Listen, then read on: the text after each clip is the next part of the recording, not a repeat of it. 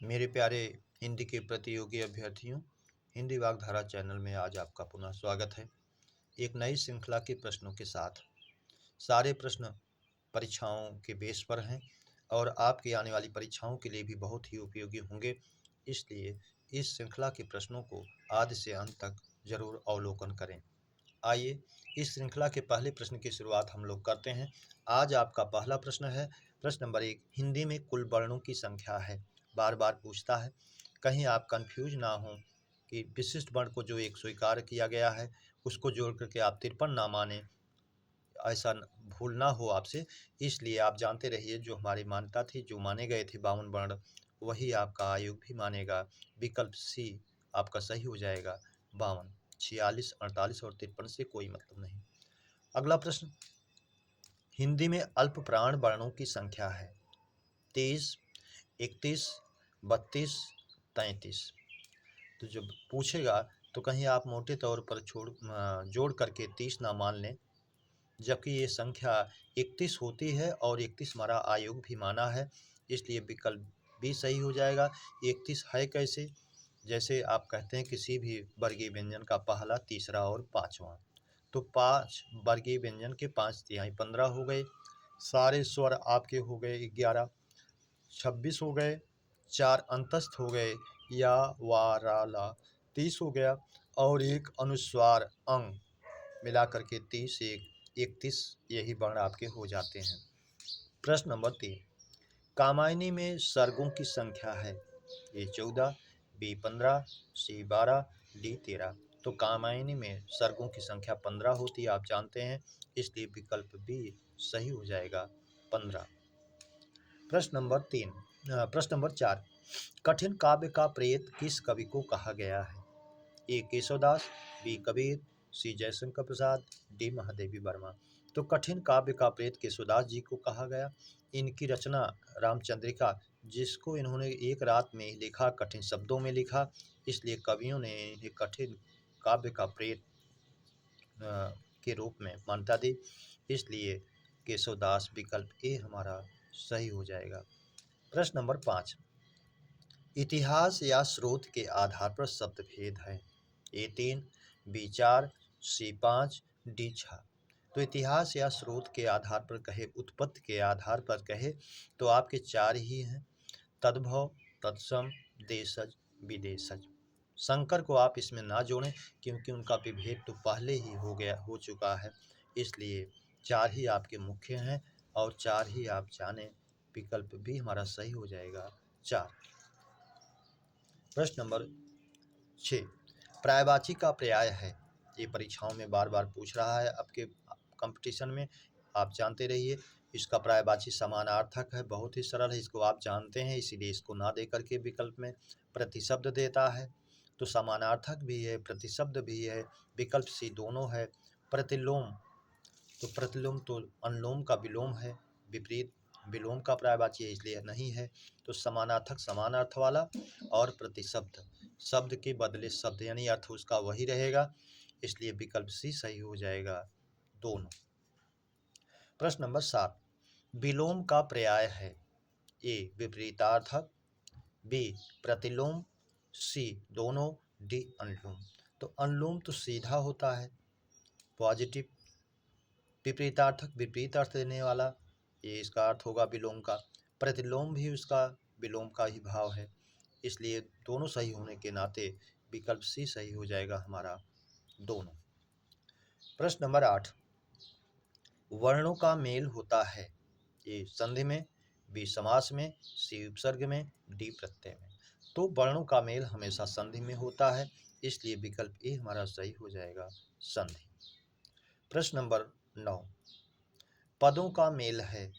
ए उपसर्ग, पदों कहे या शब्द कहे, पद और शब्द को आप जानते हैं, शब्द जब स्वतंत्र होता है तो शब्द कहलाता है, लेकिन जब वो व्याकरणिक विधा का रूप लेता है, वाक्य बन जाता है, वाक्य में उसका मेल हो जाता है व्याकरणिक रूप में, या हमारे संधि समास के रूप में जब उसका प्रयोग होता है शब्दों का, तो जो है वो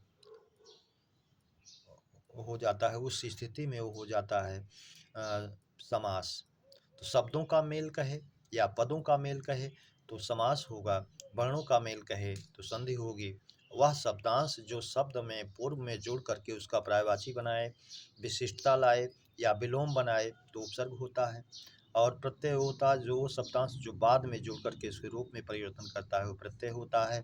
संधि और समास को आपने जाना ही, इसमें शब्दों का मेल पदों का मेल पूछ रहा है तो विकल्प सी हमारा सही हो जाएगा समास। प्रश्न नंबर 10, संधि हमेशा कैसे शब्दों में होती है? ए तद्भव, बी तत्सम, सी अतत्सम, डी सभी। तो संधि हमेशा तत्सम शब्दों में होती है, इसलिए विकल्प बी हमारा सही हो जाएगा तत्सम। प्रश्न नंबर 11, रचना अनुसार वाक्य भेद है। ए 2, बी 3, सी 4, डी 5। तो रचना के अनुसार हमारे वाक्य के 3 भेद हैं, सरल, संयुक्त और मिश्र, इसलिए विकल्प बी सही हो जाएगा 3। प्रश्न नंबर 12, अर्थ के आधार पर वाक्य भेद है। ए 5, बी 6, सी 7, डी 8। तो अर्थ के आधार पर हमारे वाक्य के 8 भेद हैं, जिनको आप जानते हैं। स्वीकारात्मक, उसके बाद निषेधात्मक, प्रश्नवाचक, आज्ञावाचक, इच्छावाचक, इस तरह से आपके 8 भेद हो जाते हैं, तुलना बोधक, कुल मिलाकर के लगभग। तो आप जानते रहिए कि वह अर्थ के आधार पर वाक्य भेद पूछे तो 8, रचना के आधार पर पूछे तो वाक्य भेद 3, इसलिए विकल्प डी हमारा सही हो जाएगा 8। प्रश्न नंबर 13, शाम होते ही अंधेरा छा गया में ही है उपसर्ग, प्रत्यय, निपात, सभी। तो इसमें ही को पूछ रहा है कि ही इस वाक्य में क्या भूमिका अदा कर रहा है, तो ही निपात है। आप जानते हैं निपाताः पादपूर्णाः, निपाताः बलवर्धकाः, उच्चावचेष अर्थेषु निपतन्त इति निपाताः। तो निपात है, और निपात के भी 9 भेदों में सीमा बोधक या बलदायक निपात होता है ही, जो वाक्य में बल प्रदान करता है, तो इसलिए निपात की श्रेणी में जाएगा, विकल्प सी हमारा सही हो जाएगा निपात। प्रश्न नंबर 14, जैसी करनी वैसा फल में सर्वनाम है, प्रश्नवाचक, संबंधवाचक, निजवाचक, पुरुषवाचक। तो आप जानते हैं जब दो सर्वनाम एक दूसरे से संबंध द्योतित करते हैं तो संबंधवाचक सर्वनाम होता है, इसलिए विकल्प बी हमारा सही हो जाएगा। जैसे जो सो, जितना उतना, जैसा वैसा, ये आपसे संबंधवाचक सर्वनाम बनते हैं। प्रश्न नंबर 15, परिवार में संज्ञा है व्यक्तिवाचक, जातिवाचक, समूहवाचक, भाववाचक। तो व्यक्तिवाचक, जातिवाचक, भाववाचक से कोई मतलब नहीं है, परिवार समूह का रूप होता है, इसलिए समूहवाचक संज्ञा में जाएगा, विकल्प सी हमारा सही हो जाएगा। 16, क्षेत्रीय कैसा विशेषण है, गुणवाचक, परिमाणवाचक, संख्यावाचक, सार्वनामिक। तो क्षेत्रीय जो है ये स्थान को सूचित कर रहा है, जो गुणवाचक का एक विभेद है, पंजाबी, जापानी, असमी, अमेरिकी, भारतीय, क्षेत्रीय, ये सब आपके गुणवाचक के विभेद में आते हैं, इसलिए गुणवाचक में चला जाएगा, विकल्प ए हमारा सही हो जाएगा। अगला प्रश्न नंबर 18, वह बहुत खाता है में क्रिया विशेषण है, रीतिवाचक, कालवाचक, परिमाणवाचक, स्थानवाचक। तो वह बहुत खाता है, यहाँ उसके मात्रा को बता रहा है, खाने के परिमाण को बता रहा है, इसलिए परिमाणवाचक में जाएगा, परिमाणवाचक क्रिया विशेषण, विकल्प सी हमारा सही हो जाएगा।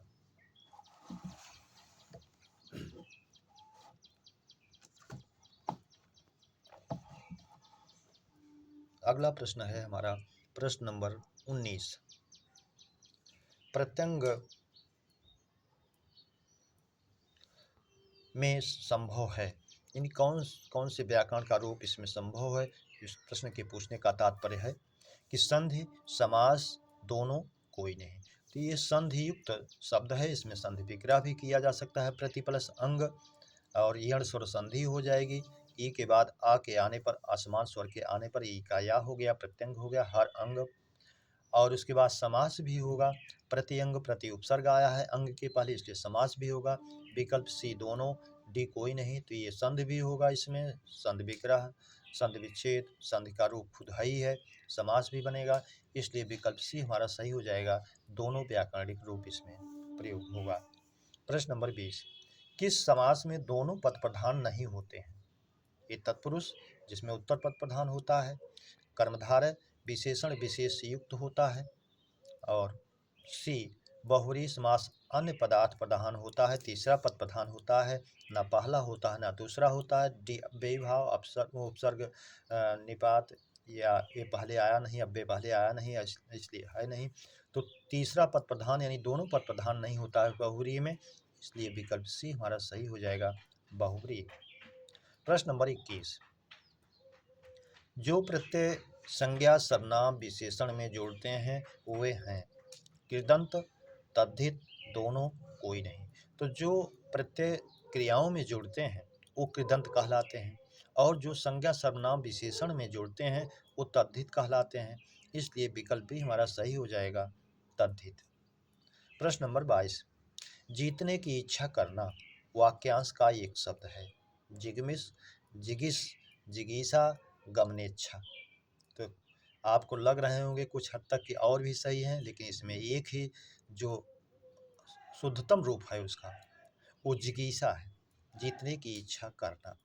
जिगमिस, जिगमिसा, जाने की इच्छा करना। जिगिस और गमने, जिगिस कोई सार्थक शब्द नहीं। गमन प्लस इच्छा गमनेच्छा तो है, लेकिन पूर्णता इसमें नहीं है, जो जिगीसा में है मूल रूप इसका जिगीसा ही है। प्रश्न नंबर 23, मोक्ष की इच्छा करने वाला वाक्यांश का एक शब्द। मुमुक्षा, मुमुक्षु, मोक्षु, मोक्षकामी। तो मुमुक्षा मोक्ष की इच्छा करना, और जब करने वाला की बात आ जाए तो उसमें हरस उ जुड़ जाता है, मुमुक्षु, इसलिए विकल्प भी सही हो जाएगा, मोक्ष की इच्छा करने वाला। प्रश्न नंबर 24, हिंदी में प्रयुक्त शब्द जब अपने मूल रूप में संस्कृत में थे तो वे थे तद्भव, अर्धतत्सम, तत्सम, डी सभी। तो आप जानते हैं हिंदी की उत्पत्ति का क्रम आप जानते हैं, सबसे पहले संस्कृत, फिर पाली, फिर प्राकृत, फिर अपभ्रंश, अवहट्ट होती हुई हमारे हिंदी में शब्द आए।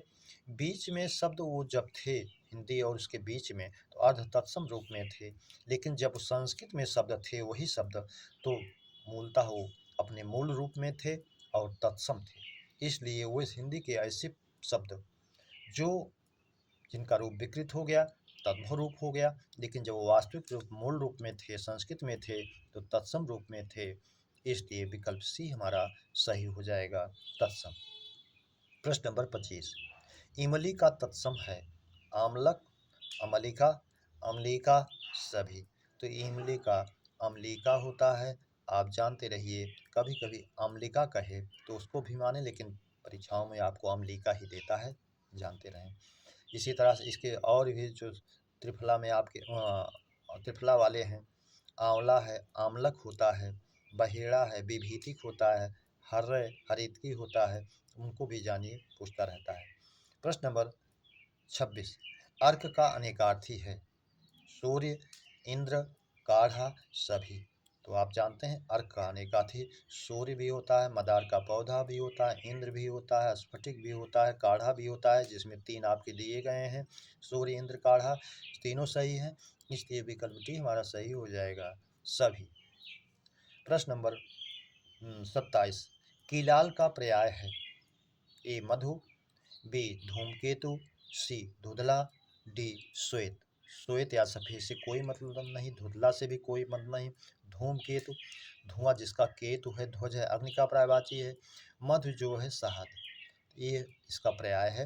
वैसे कीलाल जो है अनेकार्थी है, जिसका अर्थ होता है मधु भी होता है, जल भी होता है, रक्त भी होता है, तो तीनों में से एक मधु दिया गया है, इसलिए मधु अनेकार्थी या पर्याय में काउंट होगा।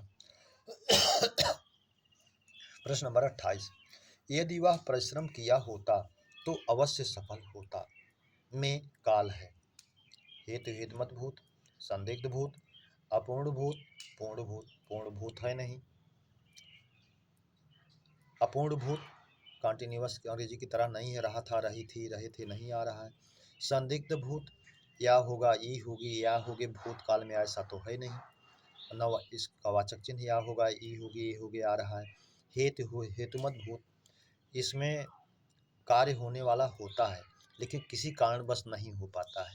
जैसे तमाम दृष्टांत आप जानते हैं, यदि वर्षा ना हुई होती तो हम घूमने जाते, उसी बेस पर ये बनाया गया है। ये भी यदि वह परिश्रम किया होता, भूतकाल की बात हो रही है और ये कंडीशनल है, किया होता तो अवश्य सफल होता। तो आप जानते हैं इस तरह से हेतु हेतुमत वाला कंडीशनल वाक्य ये इसमें होता है, हेतु हेतुमत भूत में, हेतुमत भविष्य में, और संकेतवाचक जो आपका अ, अर्थ के आधार पर वाक्य भेद है उसमें भी होता है। तो यहाँ हेतु कारण होने वाला है, किसी कारणवश नहीं हो सका, उत्तीर्ण हो जाता, सफल हो जाता, लेकिन परिश्रम किया होता तो, इसलिए विकल्प ए सही हो जाएगा, हेतु हेतुमत भूत। प्रश्न नंबर 29, विज्ञान, ये चिन्ह बनाया गया है, विराम चिन्हों का ये चिन्ह है। वरदान या अभिशाप में विराम चिन्ह का प्रयोग है। अब इसको बताना है कि ये विसर्ग की तरह बना हुआ चिन्ह किसका है। अल्प विराम, अल्प विराम है नहीं, कामा जिसको आप कहते हैं वो है नहीं। अर्ध विराम, अर्ध विराम भी नहीं है, एक अनुस्वार की तरह रख कर उसके नीचे कामा की टाइप बनाते हैं वो भी नहीं है। उप विराम, पूर्ण विराम है नहीं। उप विराम का मतलब ये है कि अर्ध विराम से अधिक थोड़ा रुकते हैं इसमें। तो विज्ञान और वरदान या अभिशाप कह करके, आम लिख करके, इस चिन्ह बना करके फलों का राजा आप कह देते हैं, इसलिए विकल्प सी हमारा सही हो जाएगा, उप विराम। प्रश्न नंबर 30, तो तक भर ही मात्र सिर्फ केवल कैसा निपात है। बलदायक है, नकारार्थक है, निषेधात्मक है, तुलनाबोधक है। तो तुलनाबोधक, निषेधात्मक, नकारार्थक से कोई मतलब नहीं, वाक्य में बल प्रदान करता है। तो तक भर ही मात्र सिर्फ केवल, विकल्प ए हमारा सही हो जाएगा, बलदायक। इसी का एक अपर नाम है सीमा बोधक निपात। चाहे बलदायक निपात कहे, चाहे सीमा बोधक निपात कहे, दोनों को आप पर्याय रूप में जानते रहें। प्रश्न नंबर 31, मसृण का विलोम है रुक्ष, कोमल, मृदु, विनीत। तो मसृण का शाब्दिक अर्थ होता है कोमल, तो इसका खुरदरा या कठोर रुक्ष के भाव में जाता है, विकल्प ए हमारा सही हो जाएगा, रुक्ष। प्रश्न नंबर 32, हरगीतिका कैसा छंद है। ए सममात्रिक, बी अर्धसममात्रिक, सी वर्णिक, डी घनाक्षरी। तो हरगीतिका जानते हैं आप, चौपाई, दोहा, चौपाई, उसके बाद रोला, गीतिका, हरगीतिका, जिसको आप एक ट्रिक भी बना के याद कर लेते हैं, चौरोगी। तो ये आपका जो है सममात्रिक में जाता है, चौपाई, रोला, गीतिका, हरगीतिका, सममात्रिक में चारों में से कोई भी दिया रहे, विकल्प ए हमारा सही हो जाएगा, सममात्रिक। और अर्ध मात्रिक में भी आप जानते रहिए, जिसका फार्मूला आप बना लेते हैं, 200 बहु, 2 से दोहा, 100 से सोठा, बा से बरवय, उ से उल्लाला, अगर नहीं चारों में से दिए रहे तो अर्ध सममात्रिक में जाएगा। वर्णिक और घनाक्षरी से इसका कोई मतलब नहीं। प्रश्न नंबर 33, रोगी से बैठा भी नहीं जाता में वाच्य है, कर्तृवाच्य, कर्मवाच्य, भाववाच्य, डी कोई नहीं। तो जो भाव की क्रिया की प्रधानता ही की जो जिसमें रहे और असक्तता दर्शाई जाए तो भाववाच्य में जाता है, इसलिए विकल्प सी हमारा सही हो जाएगा, भाववाच्य। प्रश्न नंबर 34, यदि पानी ना बरसता तो धान की फसल सूख जाती। अर्थ के आधार पर वाक्य भेद है, आज्ञावाचक, इच्छावाचक, तुलनाबोधक, संकेतवाचक। तो आज्ञा, इच्छा, तुलना से इसमें कोई मतलब नहीं, ये संकेतात्मक है वाक्य, यदि पानी ना बरसता तो धान की फसल सूख जाती, इसलिए विकल्प डी सही हो जाएगा, संकेतवाचक। प्रश्न नंबर 35, गुरु ने ब्रह्मचारी को वेद पढ़ाया, कैसा वाक्य है, कर्म के आधार पर कैसा है। एक कर्मक, बी द्विकर्मक, सी अकर्मक, डी कोई नहीं। तो कर्म के आधार पर इसको बताना है, इसमें दो कर्म हैं, एक ब्रह्मचारी को आपको दिख रहा है, दूसरा वेद को, यहाँ को छिपा हुआ है, पढ़ाया, तो दो कर्म हैं, इसलिए द्विकर्मक में जाएगा। और कभी कभी इसी वाक्य में पूछ लेता है कि दिए गए वाक्य में मुख्य कर्म कौन है। तो जो कर्म क्रिया के पास होता है, जिसमें को दिखता नहीं है, छिपा रहता है, वो मुख्य कर्म होता है, और जिसमें को दिखता है वो गौण कर्म होता है। तो मुख्य कर्म अगर पूछता तो वेद होता, और गौण कर्म पूछता तो ब्रह्मचारी होता। तो ऐसे दशा में आप उस रूप में भी जानते रहिए। मेरे प्यारे बच्चों, इस श्रृंखला के प्रश्नों को हम लोगों ने विधिवत चर्चा पर चर्चा की। उम्मीद करता हूँ श्रृंखला के प्रश्न आपको बेहतर लगे, तो आप अपने मित्रों को सब्सक्राइब, लाइक और शेयर अवश्य करें। इसी उम्मीद और अपेक्षा के साथ आप सभी को उज्जवल भविष्य की कामना के साथ हृदय से धन्यवाद। जय हिंद।